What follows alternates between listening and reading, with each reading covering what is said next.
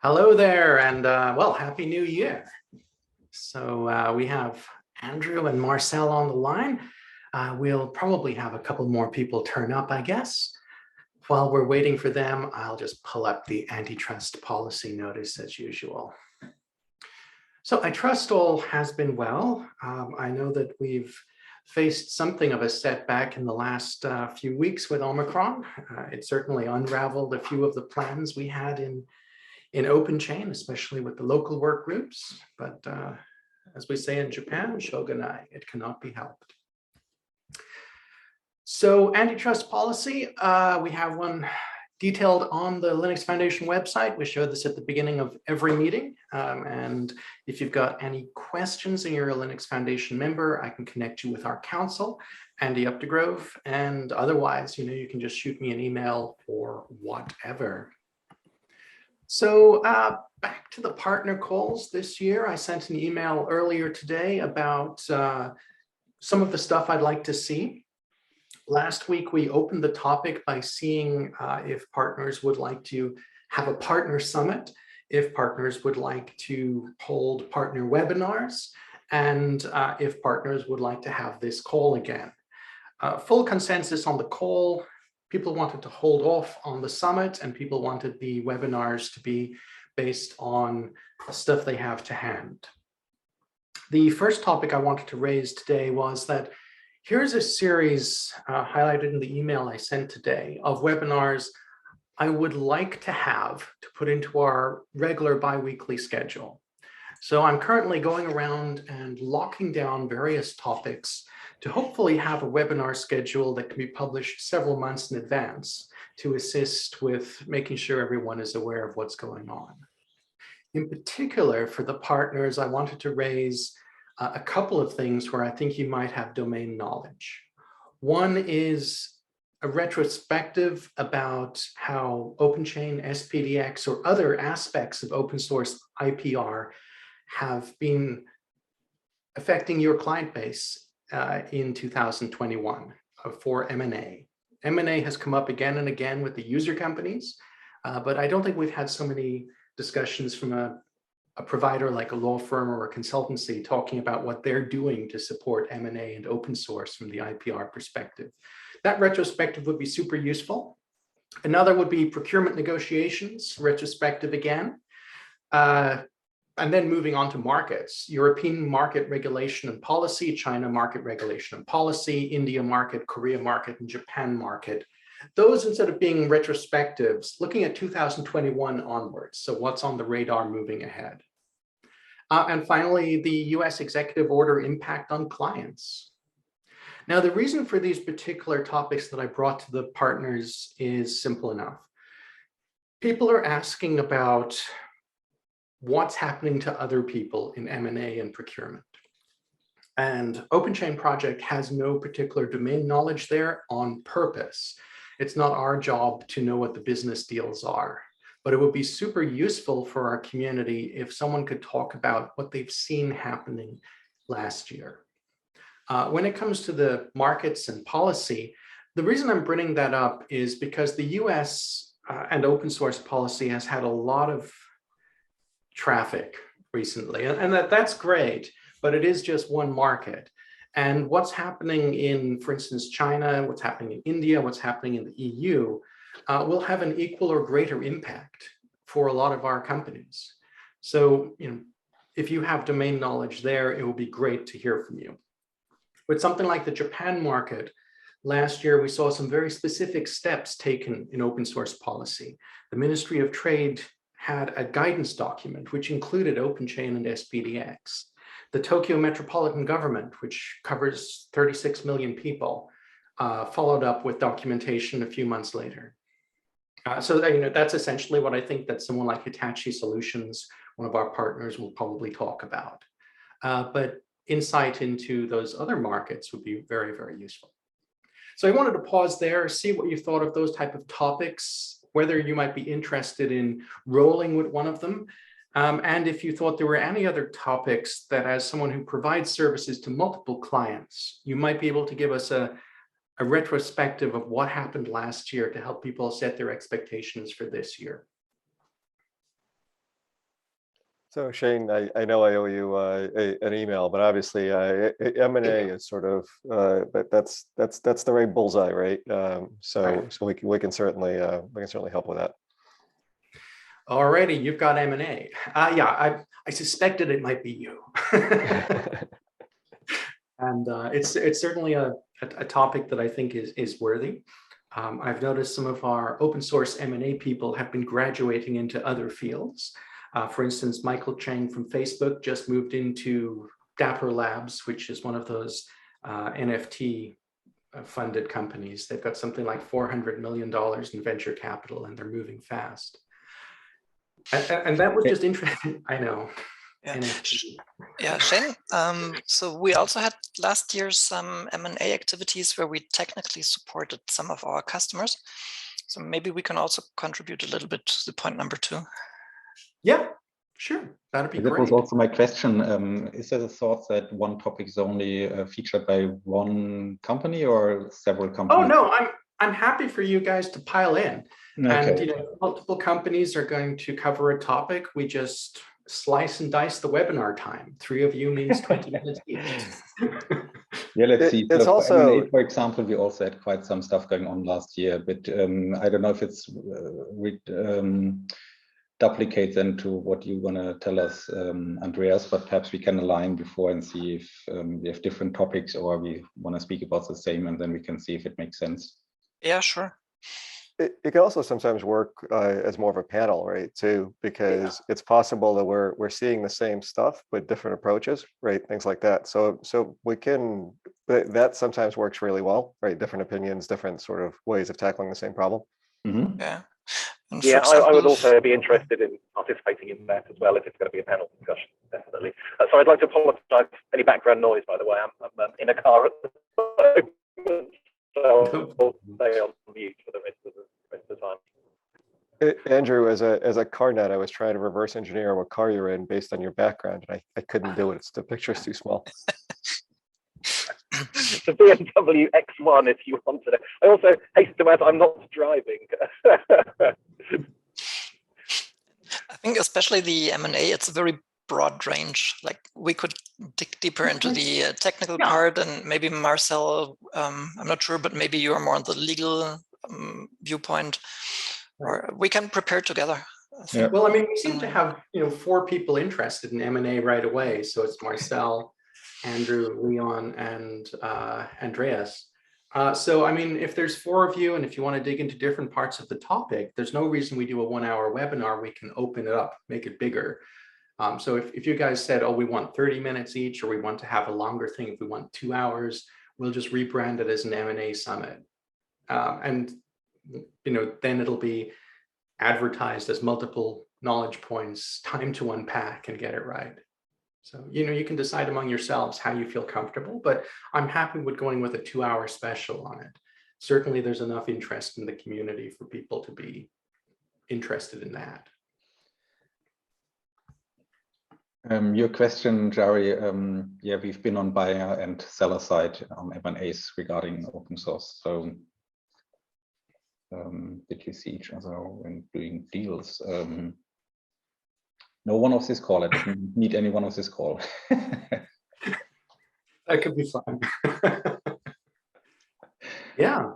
And clearly because our, user company people are graduating into new domains like Dapper Labs and NFTs, which is just getting a ton of capital into that domain.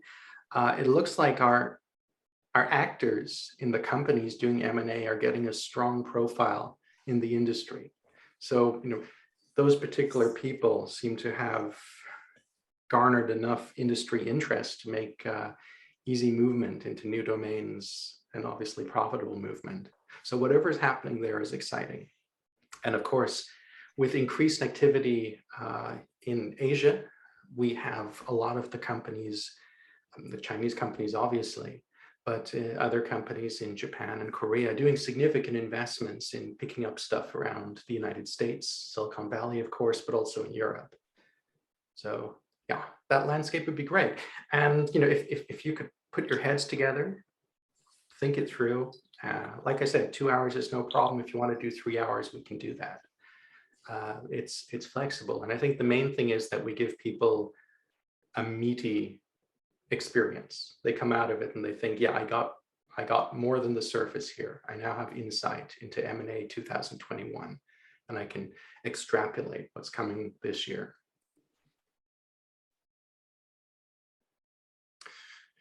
Right. Surprising that one topic got so much interest. Does anyone have interest in picking up on one of the other topics? For example, we're going to have our security summit on the 17th of February, and basically I expect it to be about 2 hours. I'm going to give 40 minutes to OpenSSF, the Open Source Security Foundation. That got remarkable traction. It formally started in August of last year, and it quickly raised, I think it was $11 million in memberships. And it's just the industry coalesced around it. And when the White House meeting happened a couple of weeks ago, it was pretty clear that the industry is expecting OpenSSF to be the key driver of consolidation around open source security. Okay, so at least in the US, let's put a proviso on that, in the US. So they're going to get about 40 minutes if they have the right person at the right time. I'm looking at giving SPDX about 40 minutes to unpack what they're doing. And if someone would like to touch on SolarWinds as a retrospective or similar, that could be useful because supply chain attacks are back in the news with WordPress having a compromise recently. Think it over. It could be a good venue. FOSSA has already jumped in to do Log4j. So they're going to do 20 minutes on that. They spent a lot of time helping clients. And the fundamental, update your software thing was easy enough. It was more of how to frame the approach to get that done. And they're going to dig into that. Pausing there to see if there's any comments. Okay. So there we have it. M&A is hot. There is a potential slot in the security summit if someone wants to join FOSSA and to do something about the supply chain security. SolarWinds would be a good retrospective, but other things are on the table too. For the other webinars, if you have insights into procurement, into client reactions to executive order and so on, I'd love to schedule you. Before that and after that, our other webinars will be things like Till will be talking about how they shut down McCarty on the next webinar. I'll start promoting that probably tomorrow. So, we've had Carlo on GPL enforcement in Italy. We go into Till on the end of McCarty.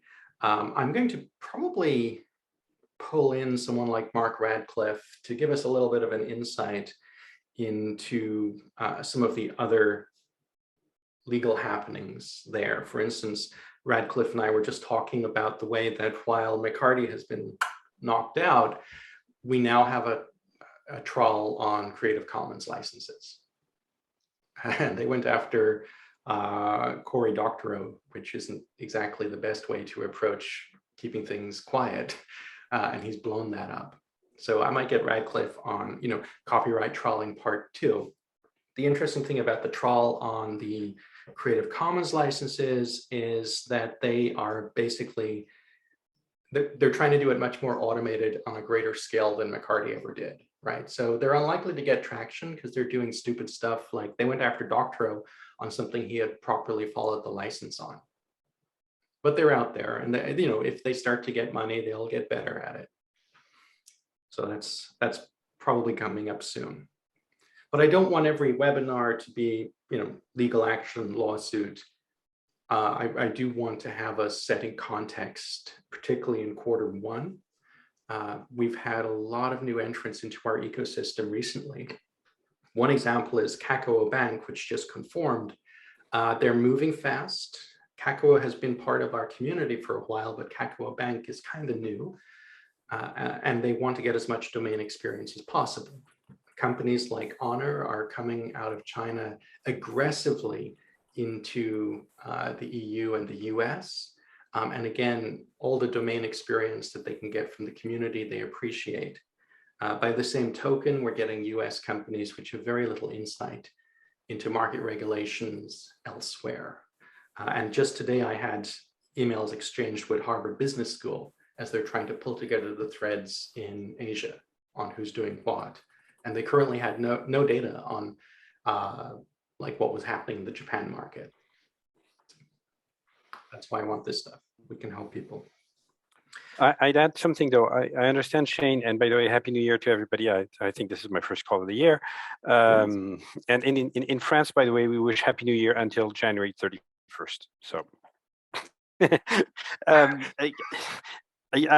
I'm not late yet, yeah, talking about, you know, the trolls and things like that. I think, I mean, I understand that you don't want it to be all about that, but very often when talking open source to people, in particular in regulated environments like banks and things like that, they are very afraid of this. Companies who want to publish their own open source code are worried, you know, of things like lawsuits and things like that. So I think it is important to keep that you know, the train moving forward. In particular, in showing that trolls, even though they exist, very often you know, they get sent back to their cave somewhere as soon as they start to be a little bit too bothersome, and that there are resources out there to help fight with these guys. So I'm with you on the let's not do it too much, but I think it needs to be done at least a little bit. Yeah, and one reason I went big on the end of McCarty on our lists was to put an inflection point on that. We already at the end of the year, you know, hinted that McCarty's operations were likely to end, but yeah, and if we could do a copyright trawling retrospective and future site, that might be useful, especially because I think the news isn't bad. About, I guess it was in 2019, Armine Hemmel and I sat down for an afternoon with some wine and mapped out how would we do copyright trawling properly on open source. And we came up with some solid ideas, and we think it could be a viable business. I'll give you the notes for $2 million. And you know, we were saying it's a genuine domain challenge, and McCarty has been fortunately terrible at it. Successful enough, but terrible at it. And we have to keep our eye on it. And that's it. Even if someone gets really good at it, even if someone is really smart and obtains copyright in a clever way and leverages it fast and hard, as you said, there are resources to help. It's not like when McCarty first appeared 10 years ago and everyone was nervous to talk about this. Nowadays, you'll have 20 multinationals sit down and go, yeah, there's a lot of stuff in the public domain. Here you go. Let's deal with this. Would you be interested maybe in helping to moderate a talk on that, to help set that context? Absolutely, yeah. All right, let's do that. I mean, it's like really a round table or yeah. It's really important we don't frighten people, but it's also really important we don't pretend it's not happening, and especially that we give them a path to follow if they start to get agitated. That'd be cool. Yeah, let's do it. And that Creative Commons thing is interesting to me because it's indicating that with McCarty out of the picture, with no traction on getting Linux developers to sell their code to professional trolls for whatever reason, we still have people sniffing around the topic and using open stuff because it's easy to potentially review and automate the trawling activity. Yeah. So just a question. I mean, is McCarty fully out of the picture now? I mean, there's still some claims about Busybox, right? I think they're not. Yes, there are some claims about Busybox. The thing is that his main trust was NetFilter, and that's where he had real traction. And the way he's been so conclusively and now publicly discredited with NetFilter, particularly regarding how much copyright he owns, I think is also going to be a huge assistance if he tries or continues to try around stuff like Busybox. And I think with Busybox, it's quite unclear if he really is really an author or not. I think it was more some emails he wrote and not really contributed That's right. That's correct. I mean, we had analysis, and this is why, Armine, Hamel, and I were talking about how to do trawling properly. Armine did detailed analysis of McCarty's claims, and by and large, including in NetFilter, McCarty had mostly done very little. And he was claiming copyright on files where he just messed around with white space, where he had no copyright. So, yeah. Hopefully this is it for McCarty. And this is a side note. It's not to do with the case. It's not to do with anything, but McCarty is incredibly paranoid about where he's based, right? And now with this lawsuit, it's sealed where he's based still. But he's been found, he's been communicated with, and if he continues to agitate, it's going to become more and more of an issue about precisely who is McCarty, where is he? And I think that's the last thing in the world he wants for various reasons. And in fact, he lost at least one lawsuit because he was giving an improper address. He was pretending to be at a certain place in Germany where he wasn't. So, I think that at this stage, McCarty is publicly out of the NetFilter domain, and his vestiges of copyright control on Busybox are dubious at best. And the next play he had would be to continue to expose himself and people to continue to lean on the fact that his weaknesses are very bad copyright provenance. And he's trying to hide himself, including from the legal system. So I figure he's out. That's a personal opinion, but I think we're pretty much done and dusted with this guy. The Creative Commons attempt is, it's the same as the usual thing where someone tries to find you, using a picture and come at you everywhere. They're just doing it with Creative Commons this time.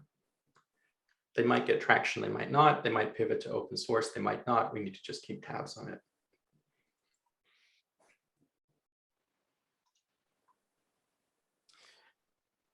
I just saw that Yari had a webinar idea.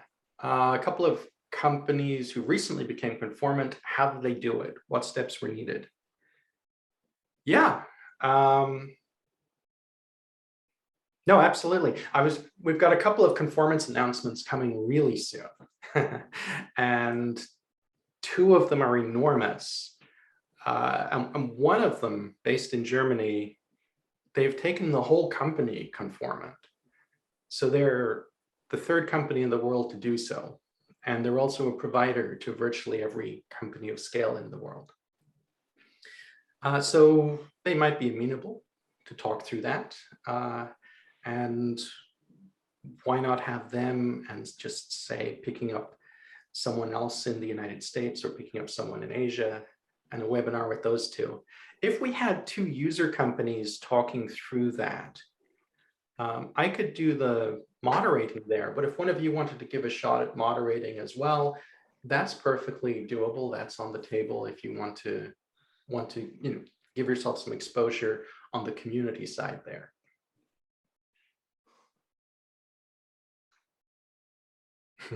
Think about it. Okay.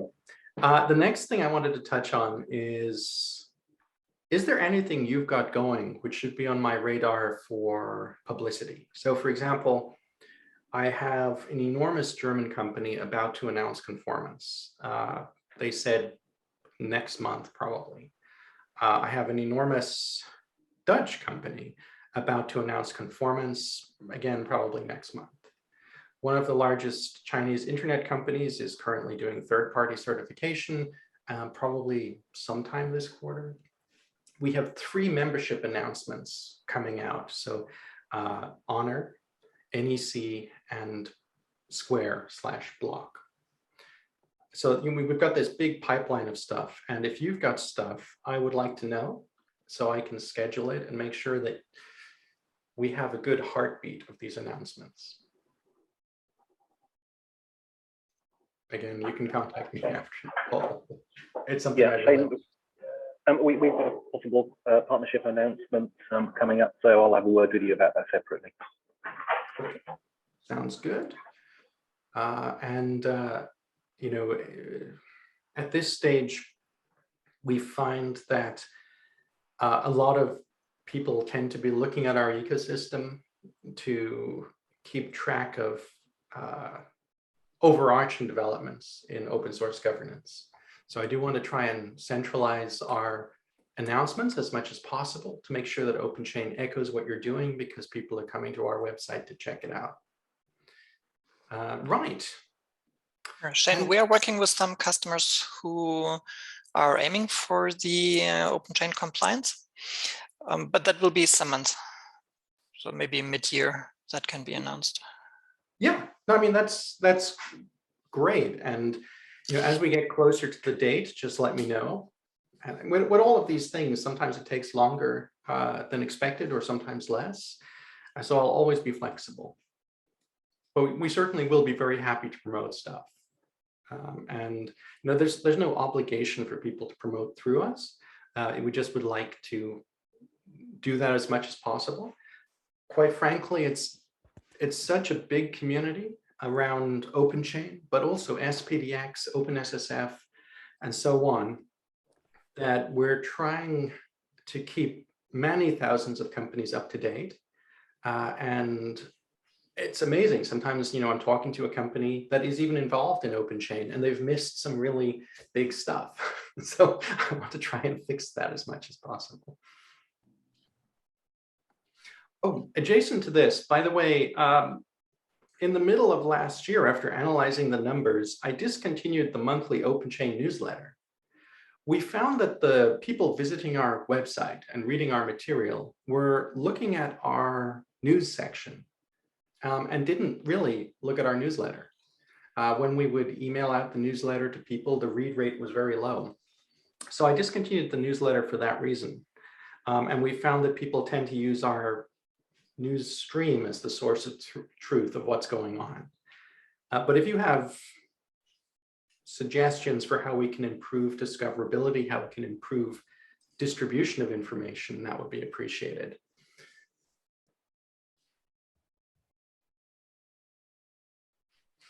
Alrighty. Moving, we're halfway through now. Before we go to any other business, I wanted to swing back to the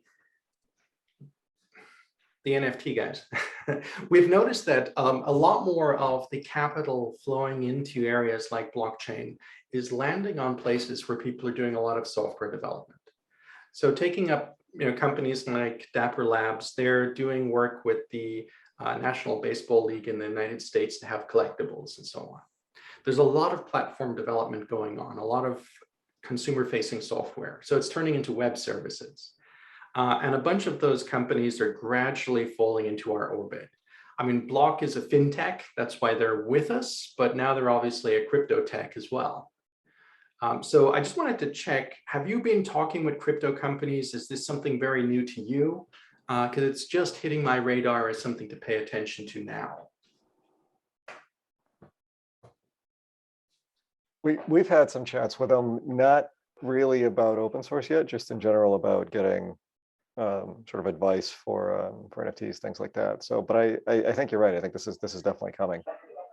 Yeah. Them from we've got a couple here. of company clients who are Business. There is quite. Oh, sorry. I think you got muted by accident. Can you unmute? Unmute. Thank you. Okay. Yes, I was saying we had the same impression here. So basically, a lot of crypto companies come and they do have open source issues, but they don't realize that. I don't think that's their priority. And I guess it will take some time for them to acknowledge that and be ready for conformance, really. Yeah. There's a lot of education to be made with those younger companies. Yeah, no, I mean, I concur. My impression is that right now they are beginning to be massive consumers of open source for customer facing services, but they have very little domain experience by and large. So I expect that companies like Block will probably be a gatekeeper to knowledge for these guys, as they're gradually introduced to us and so on and so forth. I do expect it to be something on the radar, though I don't think that blockchain will be particularly visible in OpenChain communications first half of this year or even second half. But I do expect to be onboarding some of their companies over time. Agreed. All righty. Any other business? Is there other stuff you'd like to run through?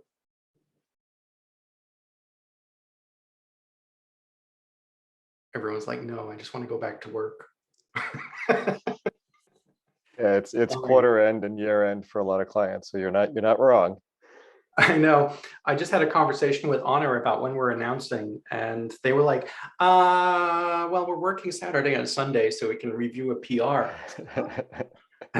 They're all off on Monday until February 3rd. They were like, it's the new year. Oh, yeah, of course.